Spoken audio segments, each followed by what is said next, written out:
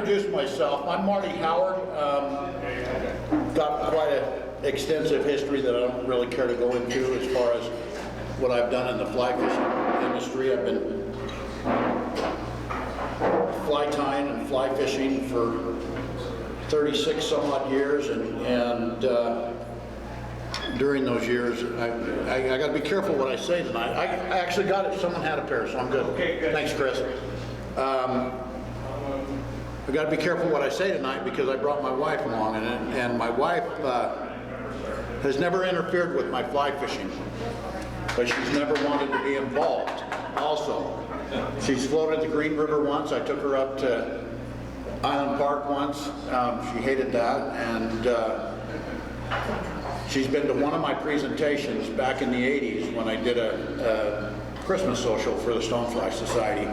So I've got to be careful what I say tonight because she'll check me on the facts. And so 35 years of this, and one of the things that happened to me when I started fly fishing was fly tying was just hand in hand. Angler's Inn was in the old shop on Highland Drive on the west side of the street. Mickey was a brand new employee with a passion like no other, and between he and I learned how to tie flies without any books or anything like that, so it's been kind of fun. My time has progressed through the years, and I'll talk more about it in my presentation, but you know, obviously I started with very simple flies, and back then it was like the gray hackle peacock and the yellow gray hackle yellow, and just bivisible, very simple flies. But I never really got into the wet flies because most of the fishing that I was doing was all dry fly fishing. So tonight what I'm going to be presenting on is swinging wet flies, and part of that is tying the different flies that you would use for swinging for both trout and steelhead. This first fly is one of my favorites, and it's a very simple pattern. In fact, if you use the steps that I use to tie this and just change the material, you can pretty much tie anything to represent any of the insects that you might be trying to represent during the different parts of the year. So the first step, what this fly is, it's orange and partridge. Very, very traditional fly, 100 years old. I tied a little bit different than it was first tied because I like to, and I'll explain it as I go, but the body is just a simple floss body with a gold rib. And so I've tied in my ribbing, and I've tied in, and if you look, it's kind of different than what you might think. Most flies start at the bend of the hook, but I've tied this material in just behind the eye of the fly. And what I'm going to do is I'm going to trap that ribbing material with the floss instead of the tying thread. So I'm going to take that orange floss and I'm going to go down the hook shank, trapping that tinsel as I go. And this does two things. It adds a little bit of bulk to the body, and it secures the rib in as we go. And then once you get to the bend, you just reverse those wraps and come forward. And that produces a very solid body. Plus you don't end up with any bulges or bulk created by the tying thread by starting at the bend of the hook. Then the rib comes forward. Usually just try to do five turns, segmenting the floss with the rib.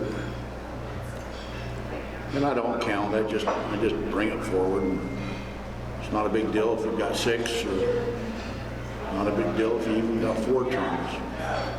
But that's just a simple body for what we call a soft hackle. Old school, you'd call it a spider. Now, in the old days, you'd just go ahead now and attach the hackle and hackle the fly. But I've learned from stillheading that it's a really good idea to prop your hackle. So I'm going to dub in a small amount of dubbing as my next move.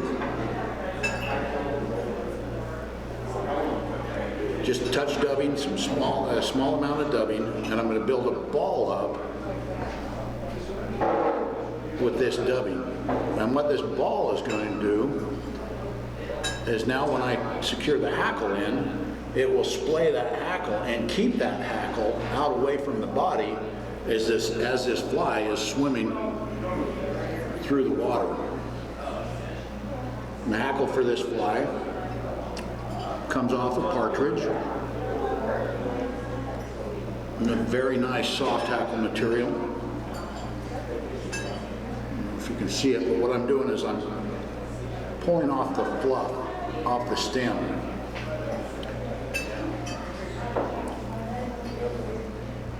So I pulled the fluff off, and then I'm going to pull back. It's hard to see. I'm going to pull back the fibers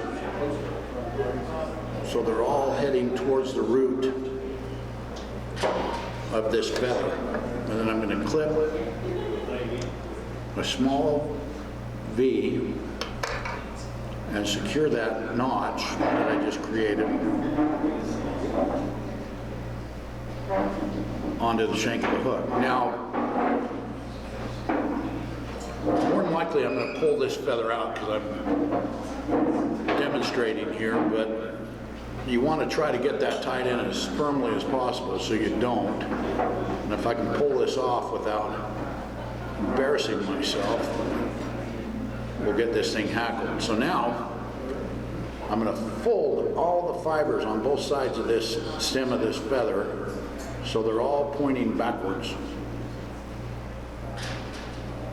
And then I'm just going to wrap it as a collar in front of that ball of dubbing, trying to work all those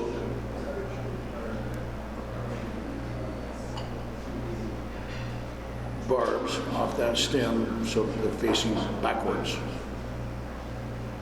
Then I catch the stem.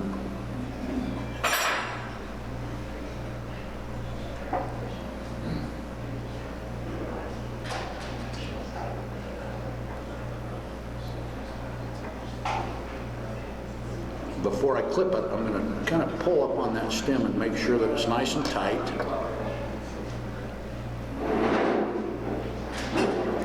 Clip the stem off, fold any flyers back. A couple turns to build up a small head, doesn't need to be a whole lot. And a whip finish, and you've got an awesome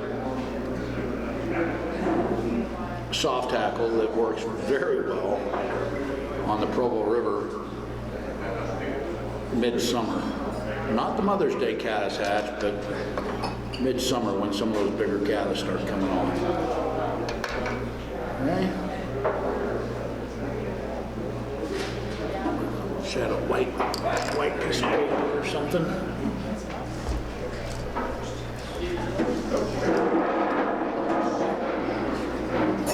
There, that'll give you a better idea what we're looking at. Okay, so that's just your basic spider or basic, if we're here in America, you call it a soft hackle. We'll talk more about how to present that during the slideshow. Now this next, what I'm going to do is I'm going to tie the exact same fly just out of, because I've got all the material sitting right here. But I'm going to throw a twist into it.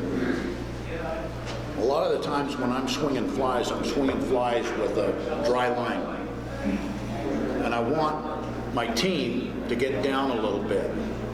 And I don't have anything. I'm not so pure in my fly fishing that I can't put a bead on a fly. Beads serve a purpose. They add weight get the fly. So this is a tungsten bead, and I'll show you what I do with it. So same thing, I'm going to speed through this one. Floss for the body, tinsel for the rib.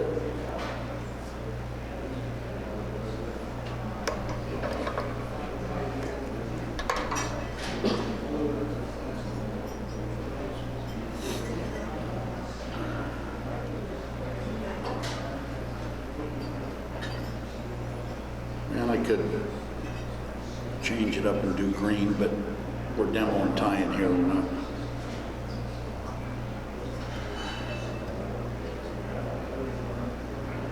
So down and back with your body material. During that Mother's Day caddis hatch that's coming up here really quick, I swing flies. In fact, that's pretty much all I do because of how fun it is. I swing flies most of the time, and I swing fly tied very similar to this, 2 sizes smaller, in chartreuse. And they just love it.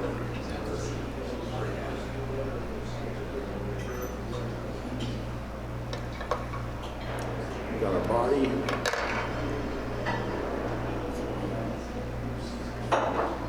Bring our rib up. And you can use actually, this is tinsel. It's an oval tinsel, but it's metallic, so it's a little heavier than a mylar tinsel. But you could use a wire as a rib to get a little bit more weight on this fly.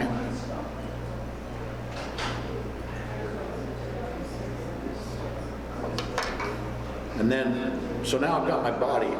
Instead of dubbing a prop, I just forego the dubbing for the prop. Now I might have to put a little bit of dubbing on. That bead's a little too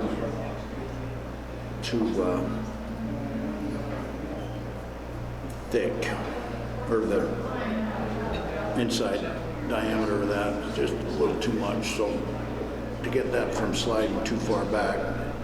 Is your dubbing hairs there? Yeah, it can be anything. Just a kind of contrasting color. I mean, I don't get into the point where I'm trying to mimic anything, a nymph or any of that kind of stuff, so, but it does look good. I mean, it kind of looks like a thorax. So now I've got that bead, and I'll just go ahead and wrap a hackle in front of that bead, and that bead now becomes my prop. And I am a little bit snooty when it comes to flies. I like a fly that's tied and presented well, and to hide that bead a little bit. Not that I have anything against bead head flies, but to hide that bead a little bit makes me... Bend those glasses any way you want to if they're bothering you. Bend them wherever you want them. Oh, I do. To hide that bead a little bit brings me a little bit of joy. Not that it's necessary, but this bead right here will actually prop my hackle better than the dubbing ball. The ball of dubbing. The same technique with the hackle, pulling the fibers back as I make my turns.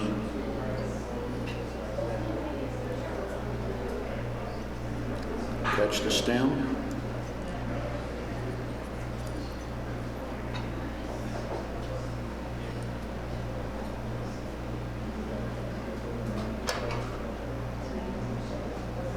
Now I got a little flyer there that I need to get rid of. And with that tool, you got to be very careful. And whip finish, and we've got another soft hackle. Hey, if you wanted to, these soft hackles, you can burn through them really quick. Doesn't take much to put a box together with soft hackles. And what I should have brought my box, dang it, but what I end up doing with it is I I'll have yellow and orange and green and all kinds of different colored soft hackles, and pretty much be able to go anywhere and swing flies and catch fish. All right, so that's the basic spider, basic soft hackle. You can tie these, and if I have time, I'll tie a couple different ones, but you can tie hare's ears, you can tie Marsh Browns, you can tie just about anything into a soft hackle spider type of fly. This next fly is, I got it when I got it. I started swinging flies. I'm sure I'm going to duplicate a lot of the things that I'm saying, but I started swinging flies about 11 years ago for trout.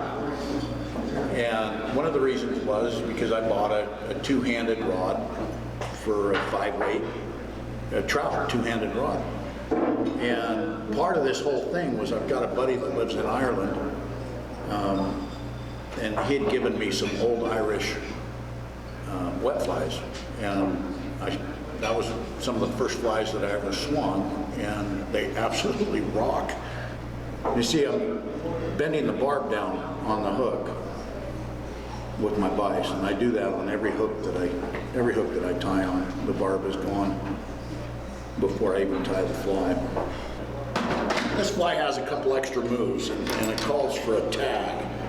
A lot of the more contemporary flies gave up on the tag, and when I'm tying for steelhead or tying these old traditional flies, they all call for a tag. So it's kind of like I'm tying a mini steelhead fly here, and the tag is just silver tinsel.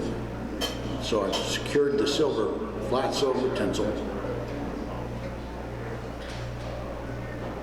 Secure that in at the band, and then I'm just going to wrap it down the band.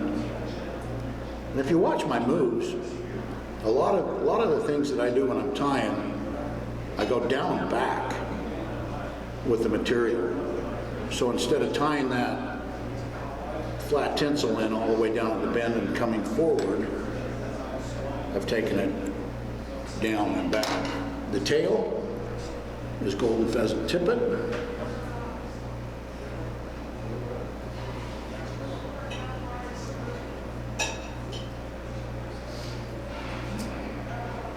Just taking a few barbs off the stem. Short, not long, tail. A couple turns is all, because every time I take a turn, it adds bulk to the fly. So one or two turns is plenty, and then you usually will catch up. Like I need to add a rib right now, and so as I secure this rib in, and this is kind of a fun move too. I've already got a wrap of thread on there. Why not use it? I take my tinsel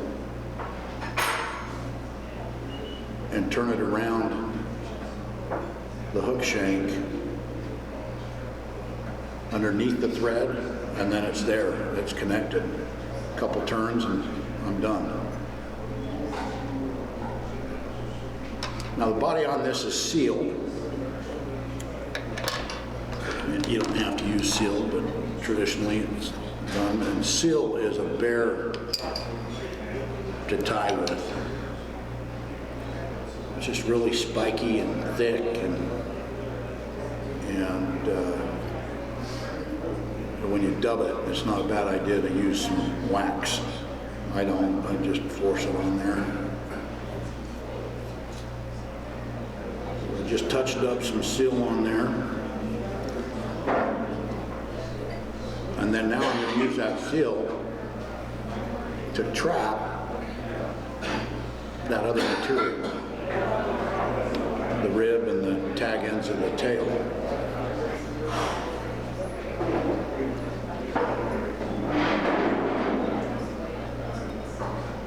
Stopping short. Okay, then the hackle goes through the body, and you're going to go, oh wow, you forgot to put the hackle in.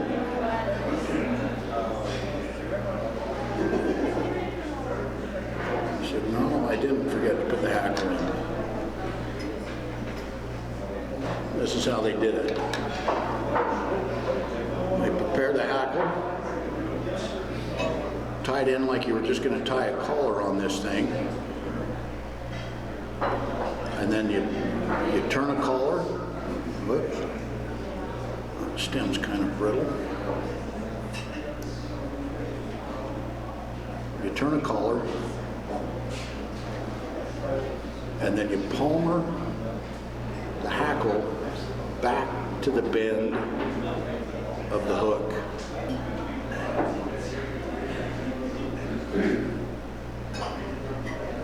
Then you take your ribbing material. I move out. Hang on, get us back in there. Then you take your ribbing material.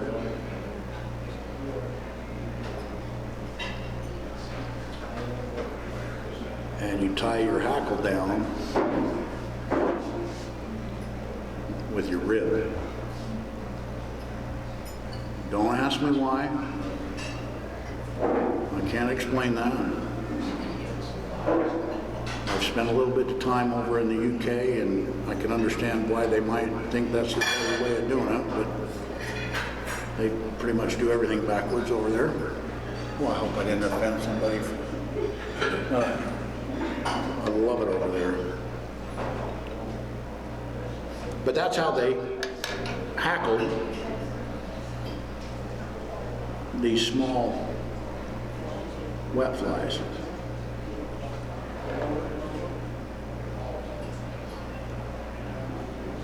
This is actually a lake fly, a lock fly. Then to finish this off, it has a J.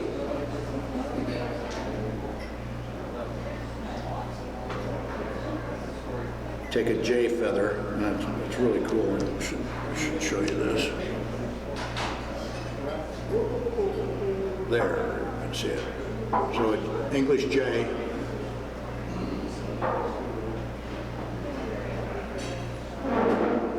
And you tie this in as a collar. So you strip it off the feather, so you have just the barbs, and then you poke the barbs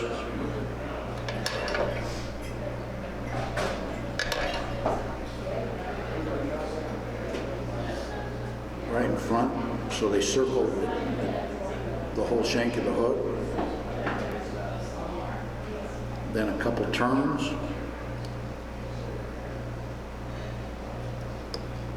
Try that again.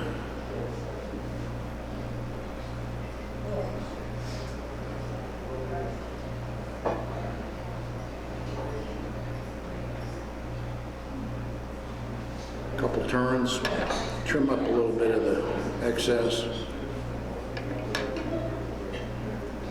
And then you pull it back on itself. A couple turns to force it going backwards.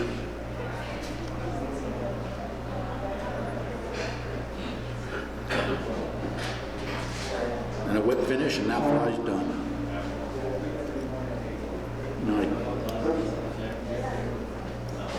a yellow, these are called bumbles.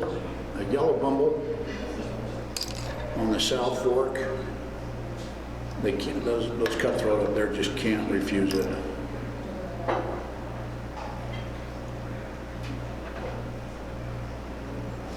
And the bumble. It doesn't really help, but.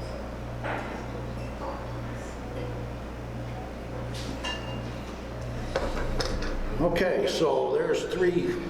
This next one is one of my all-time favorites for this area, the Provo and the Weaver for sure. It's a March Brown. And this one actually on the Henry's Fork has saved the day for me more than once. And I think it's just because it's so buggy.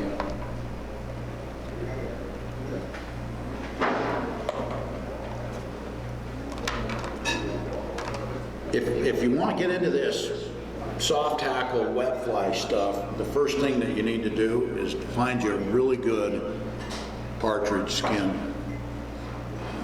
There you go. Really good partridge. There's so many awesome feathers on this, and they're from grays to dark browns to just tipped with all neat kind of mottled and lots of fun effects on this. So the March Brown, I'm going to put a wing on this because most traditional wet flies had a wing, and I think part of the reason is because the dry flies had wings. And when a dry fly gets wet, it still works.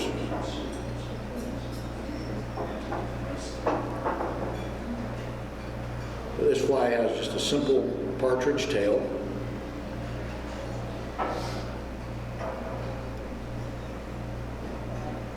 And this hook is a little long, but I'm using it so you can kind of see what I'm doing.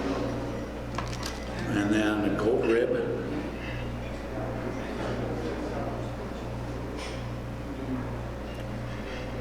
And I chase the thread forward. Now this is kind of a weird body here, but you take cream or pale yellow,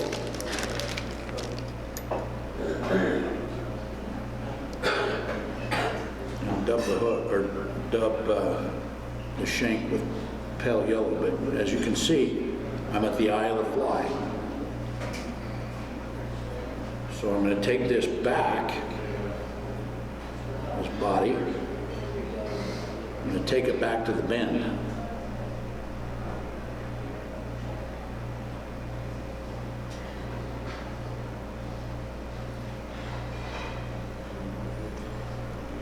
And then I'm going to touch dub some hairs here, but I'm not going to really try to, I'm going to leave it so it's just barely on the thread. I'm not going to mat it all down. That's probably plenty. And then I'm going to dub over the top of that yellow.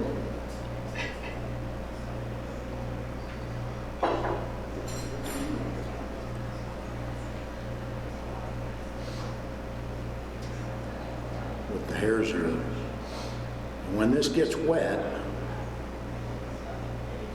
it has a pretty cool effect with that underbody, and putting my rib forward.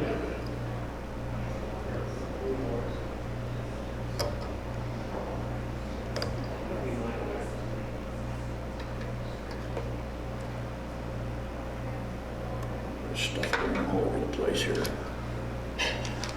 Then the wing is hidden pheasant. And they're not easy. But you strip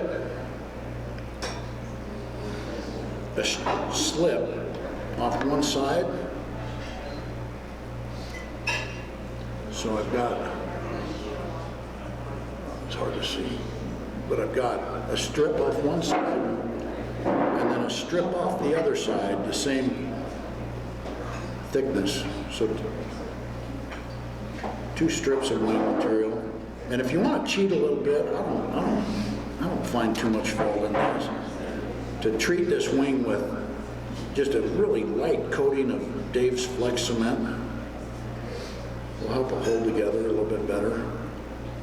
But it doesn't matter, because as soon as you kind of want it to fall apart as soon as you start fishing it.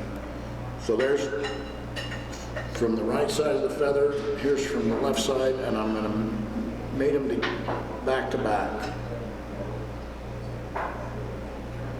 So I have my two feathers mated back to back. Then I'm just going to go for it. I mean, if I was doing a presentation fly, I'd make sure that it was perfect and everything was married together, but this is just going to be a wet fly that I'm going to swing. So I'm going to kind of hump the wing down a little bit, gauge it to length so it's just barely past the bend. Then I'm going to take my left hand, thumb and forefinger, and just pinch that wing as hard as I can against the shank of the hook. I'm going to take my tying thread, come up and around it loose, come up, and I'm going to pull straight up. And this way it won't twist around the shank of the hook. And that looks like not very good. Oh, you know what?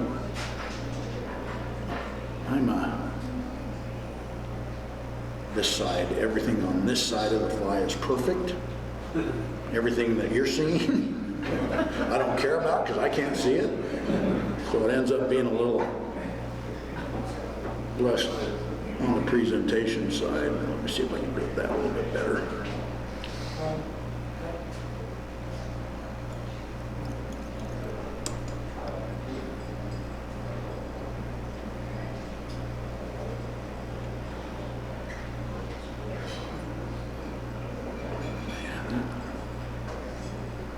If it's a camera or if it's me.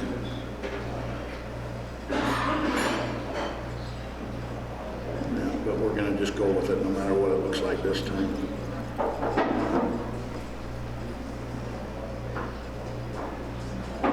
And so you've got your wing.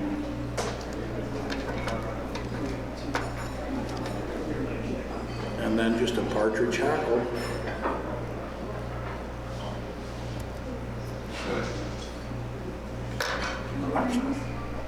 That is actually terrible. You get the idea.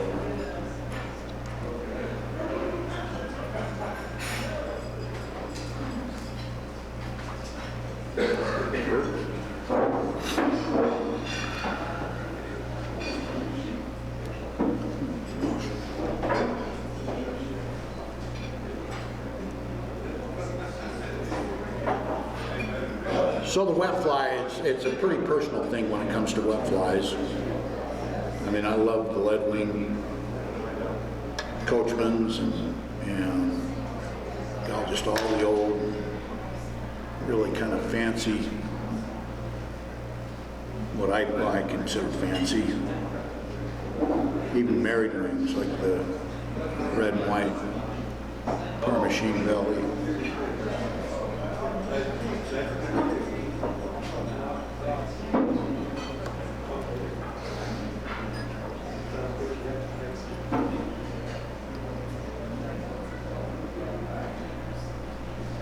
That'll fish.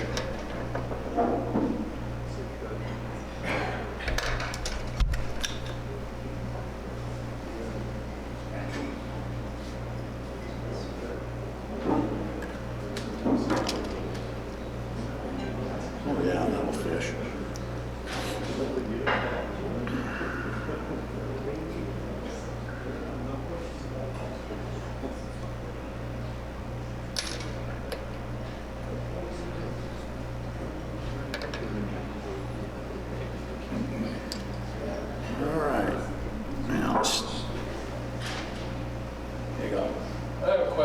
Go ahead.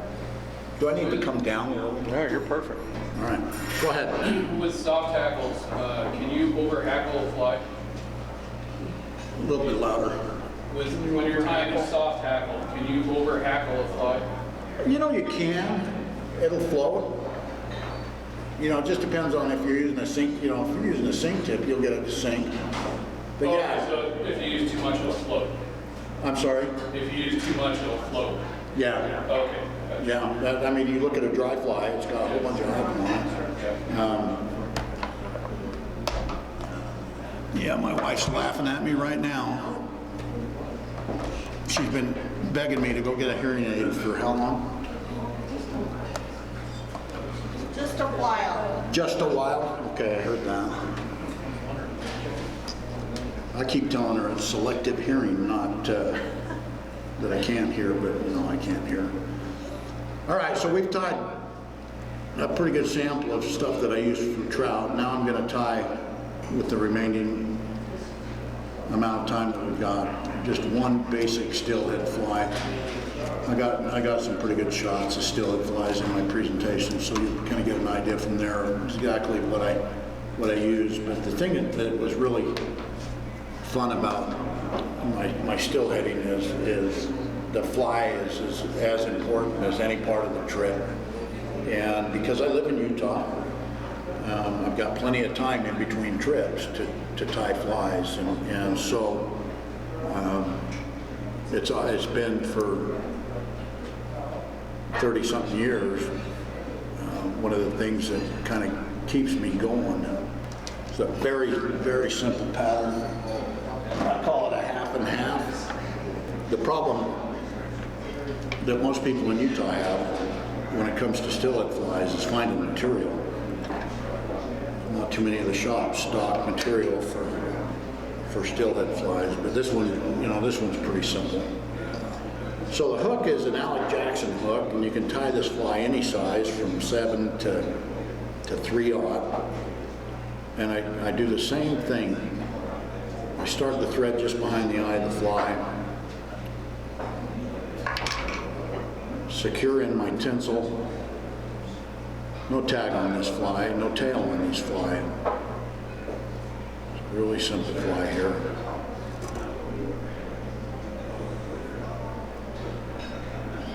So I've got my tinsel tied in,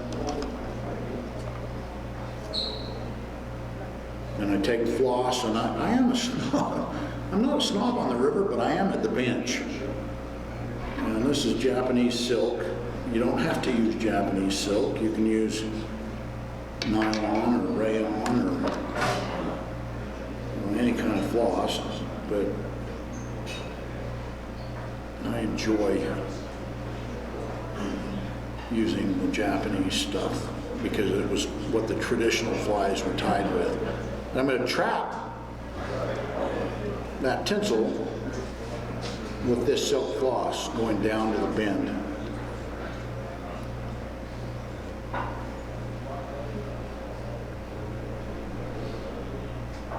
And as soon as that floss is in line with the point of that hook, I'm going to stop. One more turn. Then I'm going to bring that floss back.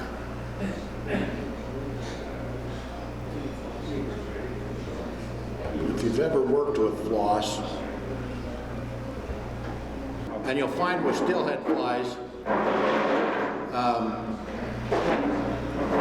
style points don't count, but you can do whatever you want because you're not mimicking, you're not mimicking anything when it comes to steelhead.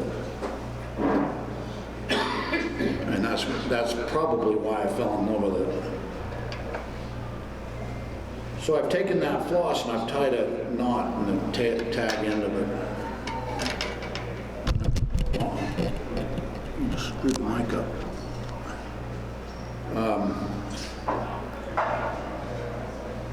I'm going to split the floss so that there's 2 strands. So I've created a dubbing loop. Then I'm going to take my dubbing, seal again. Seals, everybody thinks you can't find it, but it's readily available in the U.S. now. And I'm going to load this loop with this seal dubbing. Sadly, this dubbing twister just failed me after about 20 years of service. But I'm going to spin that loop and trap those dubbing fibers in the loop. A little bit of Velcro and relieve some of that have been trapped down by the spinning, and then I'm just going to dub the front half of the body with this purple seal.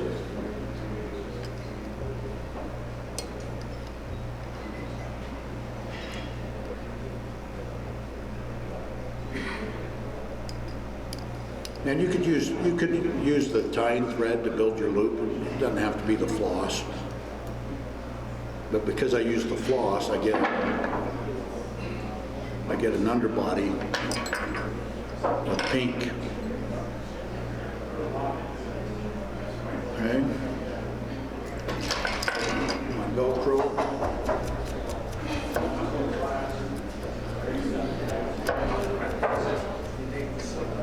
Pick it out a little bit, and then 5 turns of dubbing, trying not to trap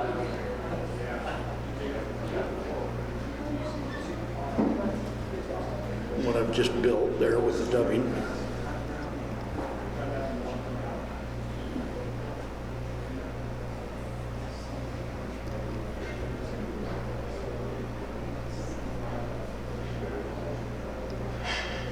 And if you're headed to the Deschutes this fall, this fly's a must.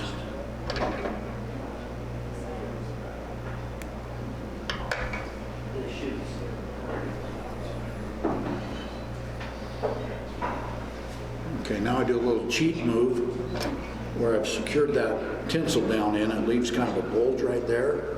So I just touch just a little bit of dubbing and cover that bulk up with dubbing.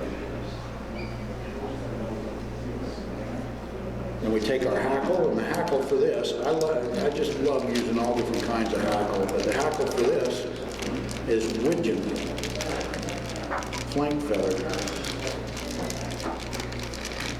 It's got a really neat color and a lot of modeling, and the barring effect really adds to the fly. And I'm just going to do the same thing as I did with the soft hackles. I'm going to strip the fluff off, but this time I'm going to strip. If I'm facing the feather and I'm looking at the convex side of the feather, I'm going to strip the left side off very carefully.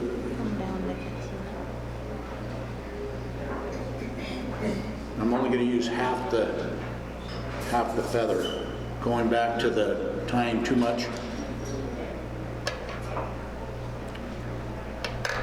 A lot of the flies that I tie, I only use, like if I'm using guinea or any other kind of feather like this, I'll strip it.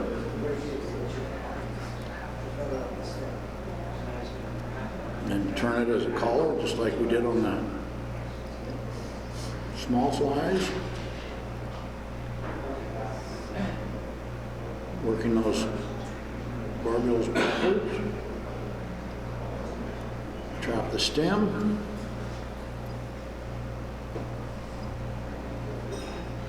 And there's our collar, a little pinch, get everything flowing the way it's supposed to.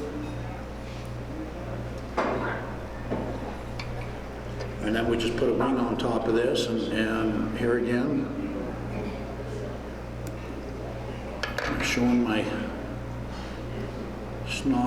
snobbery. I use polar bear. And polar bear is available in the US. This, I don't know if you can see it, but this small inch by inch patch was $35. But it will tie a lot of flies. Oh, shoot.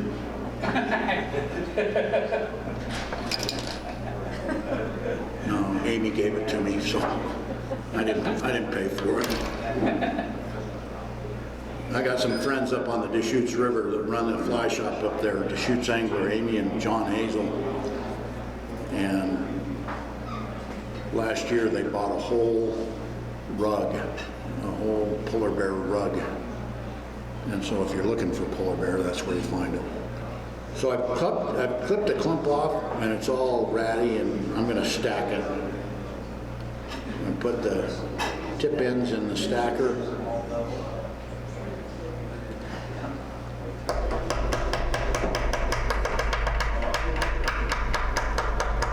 A couple good wraps. Tame that all down, that way now it'll be somewhat presentable. Gauge to length, pinch and hold, then I'm going to clip. A lot of guys would just go ahead and tie this in right now, but then how do you deal with all that waste. You never get it all. So I clip it straight, put it down where it's supposed to be, and a couple turns to lock it into place, and a whip finish, and you've got a little stillhead fly, half and half. I don't treat my wet flies, but I definitely head cement my stillhead flies, just to get that a little bit extra durability. And we'll take a short break, but thank you very much. If you want to see these